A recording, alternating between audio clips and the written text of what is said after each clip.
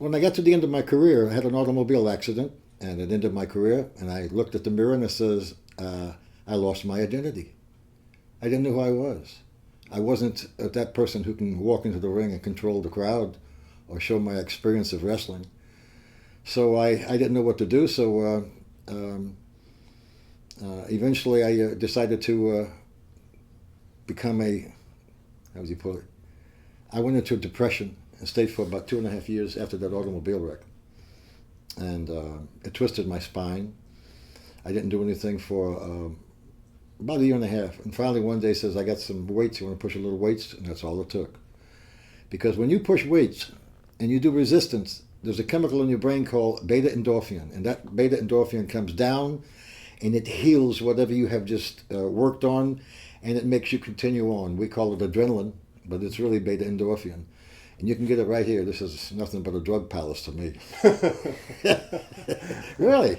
I just pushing the iron over there, and now I feel it. I want to go out there and want to take a fender off a car. Anyway, I got started in the wrestling business when I was 5 years of age, 6 years of age when I was in Europe. My dad was wrestling over there, and I was sitting in the dressing room, and I heard this big loud noise, boom.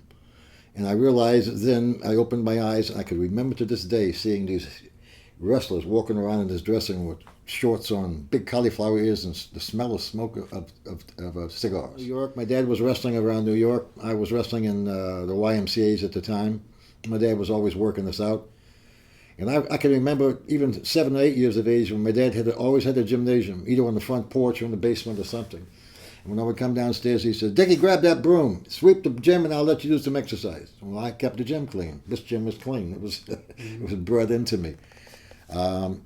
After my dad retired from wrestling, he invested his money into the wrestling promotion in New York, which ran shows in Philadelphia and Pennsylvania, New Jersey, Madison Square Garden, 1950 and 1951 and 52.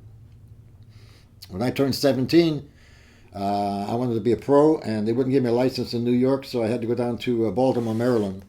What happened was I was in the ring with this fellow wrestling, and I threw him into the ropes. And when he came off the ropes, this is my first match. Right. And I leapfrogged over him. And when I leapfrogged over him, somebody threw a shoe in the ring. They threw it at my opponent, but they misguided. But it was like a rainbow. It went like this. And the match was over. I came back in the dressing room. I'm sitting down, and there's a medicine table in front of me and a doorway here, and nobody else in this dressing room. And 4 Legionnaires hauled this dead body into this dressing room and put him on the medicine table. He died during my match. Well, I just looked, and I've seen it happen before, early in my dad's days. And I looked, and I made the mistake. I went down his body, and he had one shoe on. He's the guy that threw the shoe. Oh. And I says, look, he threw one shoe. He's got one shoe. That's the guy that threw the shoe in the ring. And the veterans from around the corner says, you killed him. Murderer. Well, Scott, I got the strength of my father with the emotions of my mother. Man, I got that bag out of there, got on the train, and went back to New York. Cried. Told my mother, I says, I'm not going to go back. And I didn't tell her what happened. So I told my dad, I said, I was a fast windmill pitcher in softball. Mm-hmm. And I had a job at a zipper factory in Queens, pushing a broom. I just wanted me to play on the team. They did that back in those days. Right. So my dad says, you have to go back. I said, why? He said, because you went in the ring at about 20 minutes or 15 minutes to 9, and the television went on at 9 o'clock and was live. And unfortunately, those announcers praised you. Oh, what a great job Dick Steinborn did. The son of Milo, he'll be back here next week. You don't disappoint the people after you tell them over the air. And I realized that. So I just said, cut my bookings. So I went there maybe 2 or 3 weeks later. Then my dad was involved with handling the contract of former world boxing champion Primo Carnera.